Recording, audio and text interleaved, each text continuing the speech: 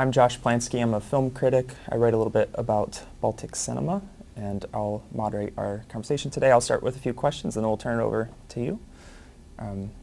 Valdis, I wanted to start, though, maybe taking us back a little bit to the first film, and how were these 5 kids selected? What was that process like?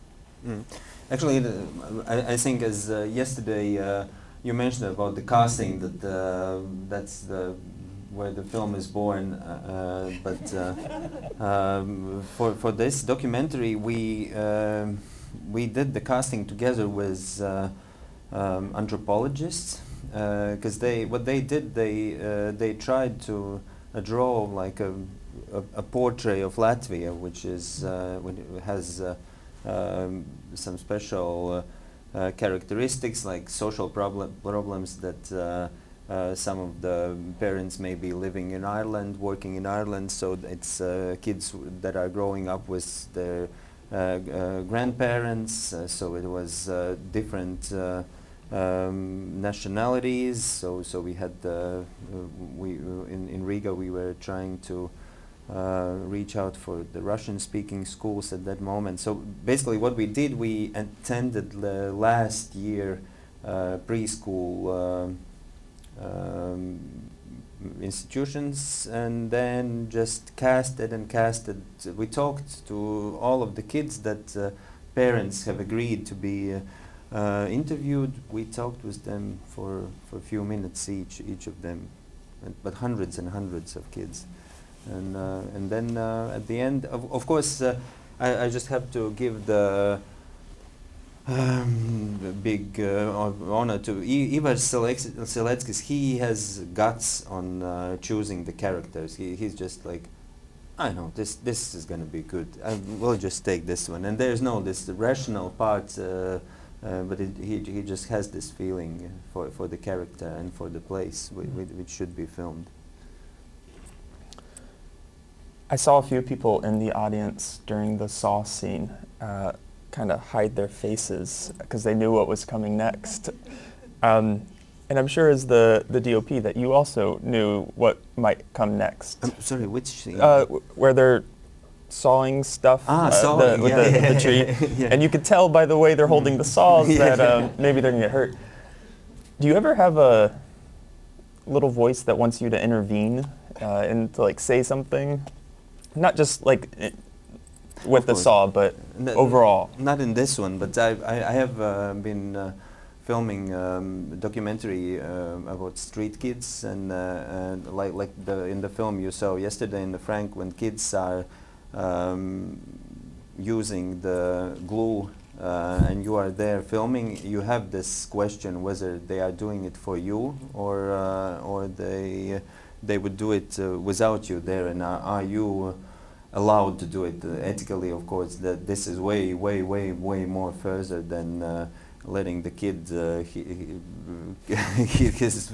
cut his finger with the saw. So, but I think for this is way below my threshold.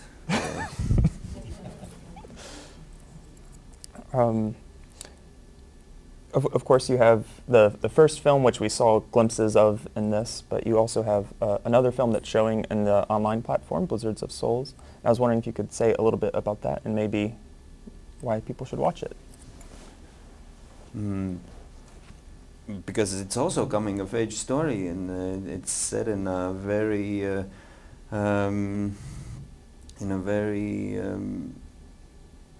spectacular backdrop. Because I think mostly the stories what we are telling are very simple. It's just the backdrop we have chosen for them. And the Blizzard of Souls is World War I movie, which is following young kid growing up in the very harsh circumstances of the war. Very different film. A little different, yes. Maybe we can turn over for questions now, if you just want to raise your hand. I think we have somebody with a mic, yeah.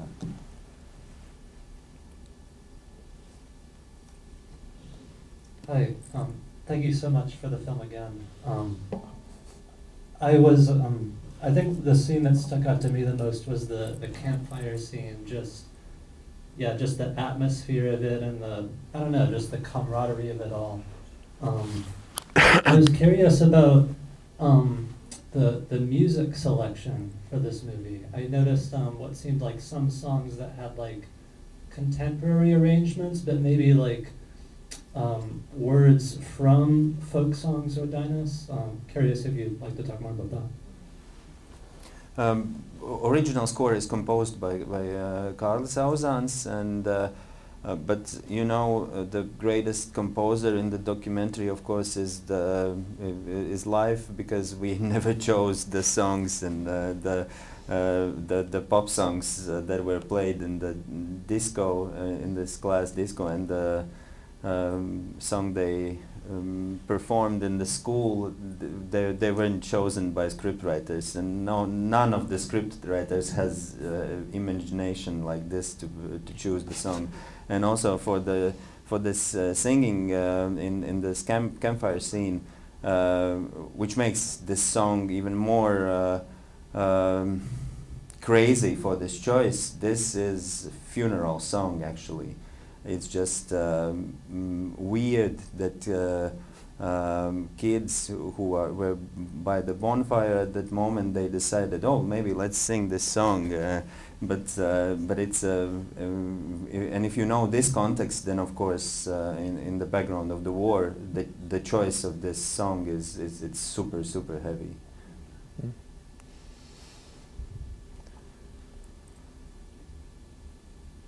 Hi there. The film was awesome. Just curious, are there a few things that may have inspired you to get into this field in the first place? I'm sorry, a few things to That may have been like inspired you to get into this business of making films. Ah, you mean, you know, it's not business. But as a kid, I just happened to work with some director who pulled me out of a school chair and said, okay, you guy, you want to work in television? Because I was in a small town and we had the television there, so I was given the chance to work with the camera and with the editing computer, and I have never learned anything else, and I would love to. I would really love to go into business, as you said, but no, I'm still here. Malacis, tas bija burvīgi, tā bija tik burvīgi film, that was amazing.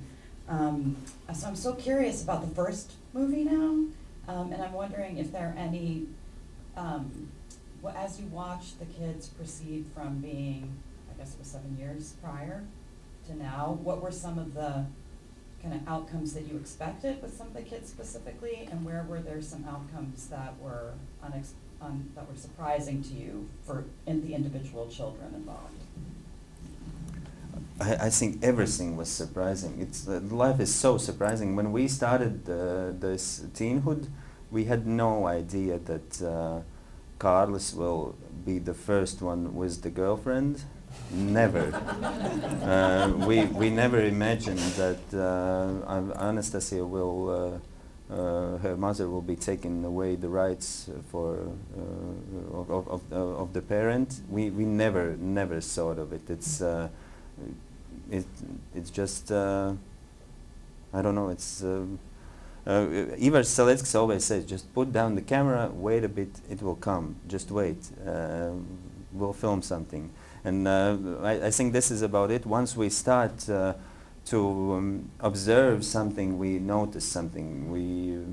All of our lives have very deep and emotional moments. It's just a question whether we notice them, we highlight them, and tell the story with those emotions.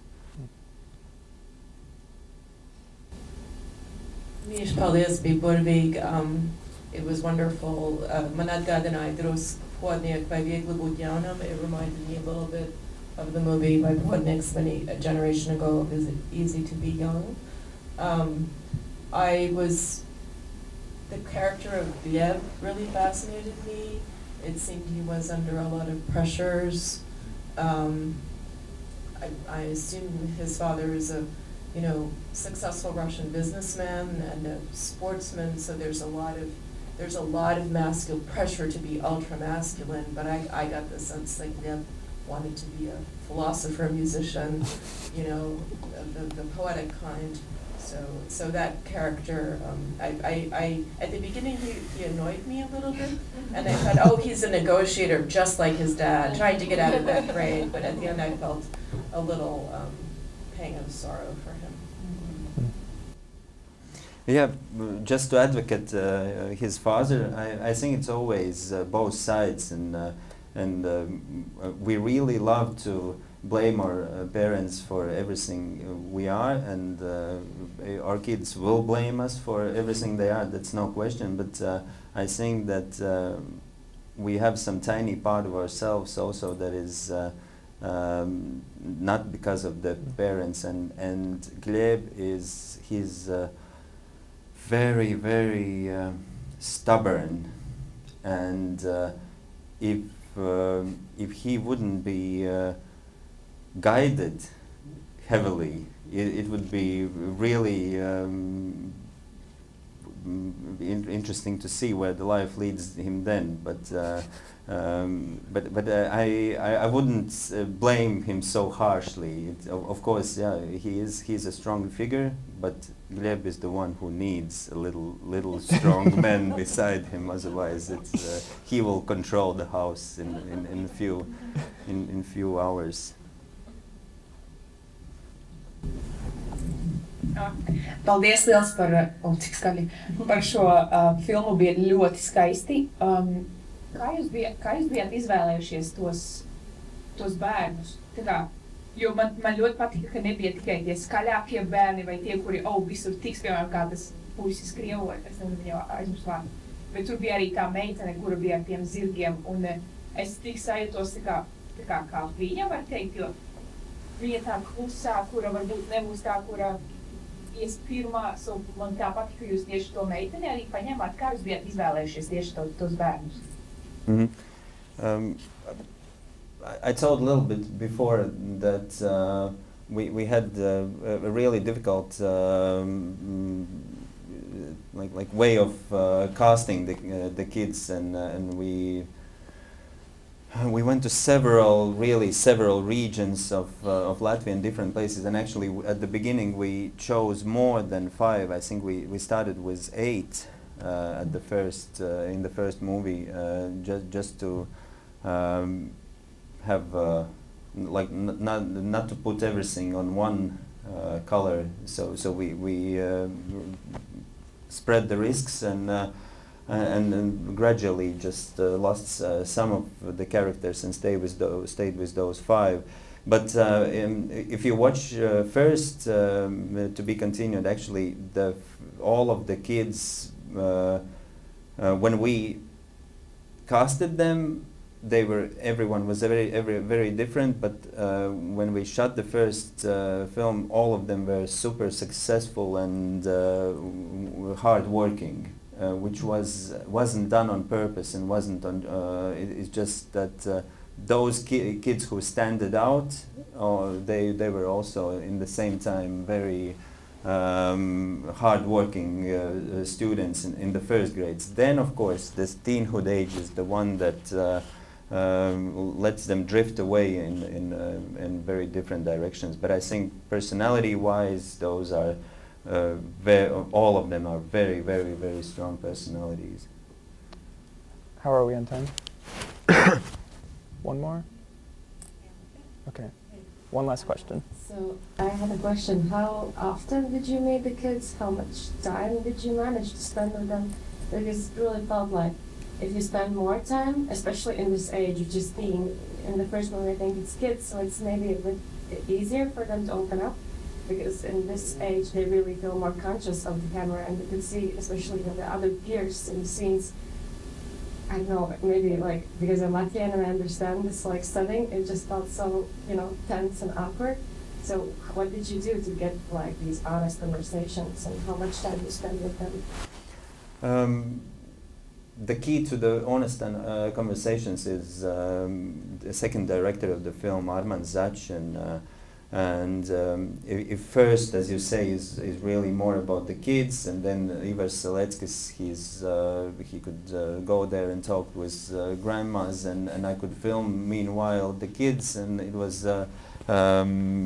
way easier. But now Armand was the one who was gaining the trust with every time we drove there, and it's.